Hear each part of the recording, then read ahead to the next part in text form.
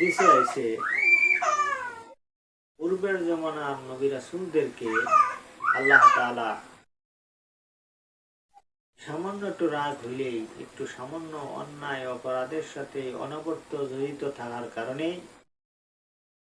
মানুষের সুরত থেকে আল্লাহ তাআলা জীব জানোয়ারে পরিণত করে ফেলতেন। অথচ আমরা আখিরি নবীর উম্মত হওয়ার পরে আমরাও বিভিন্ন বিভিন্ন পাপের সাথে জড়িত থাকি।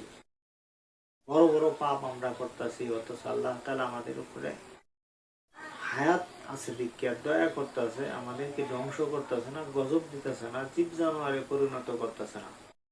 কিন্তু পূর্বের আগে, আমাদের নবীর আগে যারা আসছিল, তারা একটা অন্যায়ের সাথে যদি দীর্ঘ সময় জড়িত থাকতেন, তাহলে আল্লাহ তাআলা তওবা করবার সুযোগ দিতেন না। হায়াত যত দিন আছে অতদিনও আল্লাহ তাআলা ধৈর্য ধরতেন না। সাথে সাথে আল্লাহ মানুষের সুরত থেকে জীব জানোয়ারে পরিণত করে ফেলতেন। দেখেন তারা কি অন্যায়ের কারণে তারা জীব জানোয়ারে পরিণত হইতেন। অন্যায় বিশাল বড় না, সাধারণ সাধারণ অন্যায়। দেখা গেছে যে আরবে খেজুর বাগানে খেজুর চুরি করতেন কিছু নবী রাসূল, পূর্বের জমানার নবী রাসূলের উম্মতে। খেজুর চুরি করার কারণে আল্লাহ রসুল জনাবে মুহাম্মদ রাসূলুল্লাহ সাল্লাল্লাহু আলাইহি ওয়াসাল্লাম বলেন যে আল্লাহ তাআলা তাদের উপরে এই অভ্যাস অনেকদিন লাগা জারি থাকার কারণে, চালু থাকার কারণে, এই অভ্যাস তারা পরিবর্তন না করার কারণে, নবীর কথা, ওই জমানার নবীর কথা না মানার কারণে আল্লাহ রাগ হইয়া আল্লাহ তাআলা ওই যারা যারা চুরি করতেন পুরা ওই চুরের মানে দলটাকেই আল্লাহ তাআলা রাগ হইয়া আবাবিল পাখি বানায় ফেললেন। যে আবাবিল পাখি আমরা এখন দেখি, ছোট্ট ছোট্ট পাখি, এই আবাবিল পাখি তাদেরকে আল্লাহ তাআলা রাগ হইয়া, রাগান্বিত হইয়া এই পাখি বানায় ফেলাইছে। এটা মূলত তারা এই চুরির কারণে। দেখেন চুরি করতেন, তাও আরবের খেজুর গাছ থেকে। আর এখনো দেখা যায় যে চুরি থেকে শুরু করে লুচ্চামি, বদমাশি বা বড় বড় অপরাধের সাথে এই নবীর উম্মত জড়িত। অথচ আল্লাহ তাআলা তাদেরকে বিছনাত ফেলায় রাখে না, মানুষের সুরত থেকেও সুরত চেঞ্জ করে কোনো জীব জানোয়ারে পরিণত করে না। কিন্তু তারা এই একটা অন্যায় করার কারণে তাদেরকে পাখি বানায় ফেলল। আরেকটি জাতি, তারা রাস্তাতে থেকে ছিনতাই করতেন, ডাকাতি করতেন দল। বহুদিন লাগাত ডাকাতি করার কারণে, আল্লাহ তাআলার কাছে নত না হওয়ার কারণে, তওবা না করার কারণে, হায়াত থাকা সত্ত্বেই আল্লাহ ধৈর্য আর ধরলেন না, তওবা করার আর সুযোগ দিলেন না। আল্লাহ সুবহানাহু ওয়া তাআলা, আল্লাহ জাল্লা শানুহু ওই দলটাকে ভুল সাপে পরিণত করে দিয়েছেন। তারা মানুষের সুরত থেকে ভুল হয়ে গেছে। তাহলে এখন আর জমানায় কত ডাকাত আছে, কত ছিনতাইকারী আছে, কত অপরাধের সাথে জড়িত, অথচ আল্লাহ তাআলা পরিবর্তন করে না। কিন্তু তারা ডাকাতি করার কারণে তাদেরকে গুলশাপ বানায় ফেলাইছিল। আরেকটি দল ছিল, তারা এরকম যে তারা আল্লাহ তাআলার সাথে মানে অপরাধ করার কারণে, অন্যায় করার কারণে, মানে তারা কি অন্যায়টা করতেন যে পুরুষে টাকা পয়সার অনেক মালিক ছিল, তারপরেও অহংকারে ভরপুর ছিল, আর তারা পুরুষে মেলামেশা করত।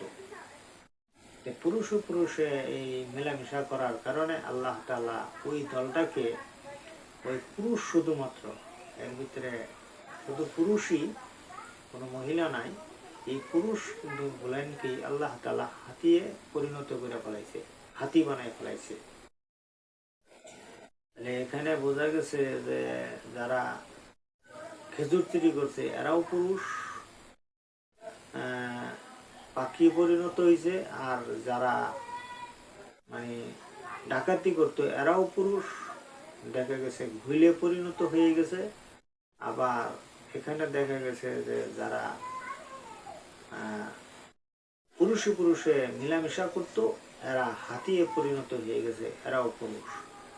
আর দুইটি জাতির কথা, দুইটি দলের কথা আসছে, যেটাবে যে এক মহিলা, কিছু সংখ্যক মহিলা ছিলেন, তারা বেপরদায় খোলামেলা মাথার চুল নিয়ে বেপরদায় হাঁটাচলা করতেন। তারা এই বেপরদায় চলাফেরা অনবরত থাকার কারণে, নবীর কথা না মানার কারণে, আল্লাহ পাকের বিধানের উপরে তারা জীবন না চালানির কারণে তাদেরকে আল্লাহ তাআলা বাইন মাসে পরিণত করে দিছে। এটি হলো মহিলা শুধু বাইন মাস। যে এখানে বুঝাইছে যে বাইন মাস একের ভিতরে থাকে, অথচ পেক লাগে না। তারা সমাজে হাঁটাচলা করছে ঠিকই, কাপড় পরনও রাখতো না। তারা পেট, তারা বুক, তারা এরকম মাথা এরকম আগলা রাখতেন, তাদের সৌন্দর্য মানুষের সামনে দেখাইতেন। এই কারণে আল্লাহ সুবহানাহু ওয়া তাআলা, আল্লাহ জাল্লা শানুহু বলেন যে তোমাদেরকে মানুষের সুরত থেকে রাগে যে আমি বাইন বানাইছি, বাইন মাছ বানাইছি, এটা একটা প্রমাণ রেখে দিছি যে অন্য মাছ পেকের মধ্যে পড়লে, পেকের মধ্যে দিয়া যাইলে শরীরে পেক ভরে, কিন্তু তোমার শরীরে পেট ভরে না। এই জন্যে তুমি বুঝাবার জন্যে যে তুমি যে কাপড় থাকা সত্ত্বেও কাপড় কিনতা না, কাপড় দেওয়া শরীর ঢাইকা রাখতা না, এখন বাইম হওয়ার পরেও এটা বোঝানি হয়েছে, মাছ হওয়ার পরেও এটা বোঝানি হয়েছে প্যাক দিয়েই আনিগুনি করো, শরীরে প্যাক লাগে না। তাহলে তুমি বেপরদায়ের একটা নজির তোমার ওই মাছ বানানির পরেও আমি দেখাই দিছি। এখন যারা মাথার চুল আগলা রাখে তাদেরকে অনুরোধ করতেছি, আপনারাও এই বয়ানটা মাবিনদেরকে শোনায় দিবেন, যাতে করে মাথার চুল যারা আগলা রাখে, একটা চুল যারা দেখতেছে, যে সমস্ত পুরুষরা দেখতেছে, দেখার কারণে একটা চুল সাপে রূপান্তরিত করা হবে, আর তার এই মাথার মস্তক গুলো সিরে সিরা বিশাল সাপে খাবে, তাকে শাস্তি দেওয়া হবে। জাহান্নামের ভিতরে কিছু সংখ্যক নারীদেরকে এরকম রূপ শাস্তি দেওয়া হবে যে 21 মাইল লম্বা সাপ 3 মাইল মুড়া, 21 মাইল লম্বা সাপ 3 মাইল মুড়া, এই সাপে কলিজা ছিঁড়ে ছিঁড়ে খাবো।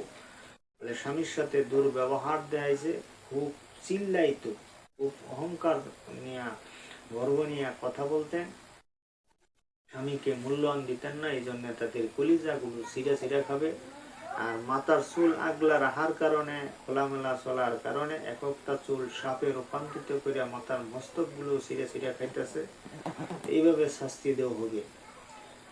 আরেকটি জাতি মহিলা ছিলেন যে এরকম, যে তারা স্বামীর উপরেও এরকম ভাবে নিজের স্বার্থকের কারণে কুফরি জাদু করতেন, কুফুরি জাদু করতেন, ভান মারার কাজ করতেন, ভান মারতেন। এইরকম জাদুর উপরে নিযুক্ত থাকার কারণে আল্লাহ রাগান্বিত হইয়া মাকড়সা বানায় ফেলাইছে ওই নারীদেরকে, মাকড়সা, মহিলাকে মাকড়সায় রূপান্তরিত করছে।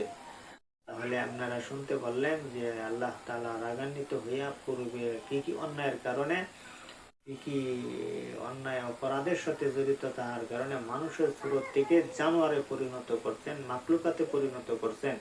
আমরা আল্লাহ পাকের কাছে তওবা করি, আমরা যেন এই সমস্ত কোনো দোষ, কোনো অন্যায়ের সাথে জড়িত না থাকি, নিয়মিত সমস্ত আমলের মধ্যে যেন আমরা থাকতে পারি। আল্লাহ তাআলা আমাদেরকে বলে বুঝ দেব। আমার এই ভিডিওটা যদি ভালো লাগে আপনাদের, লাইক, কমেন্ট, শেয়ার, সাবস্ক্রাইব করে দিবেন।